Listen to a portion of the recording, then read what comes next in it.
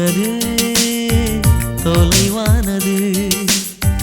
உன்னை கண்ட பின்னே என்னை சேர்ந்தது. வாழ்வெனக்கு வசப்பட்டது. வசந்தம் என் கண்ணில் தென்பட்டது.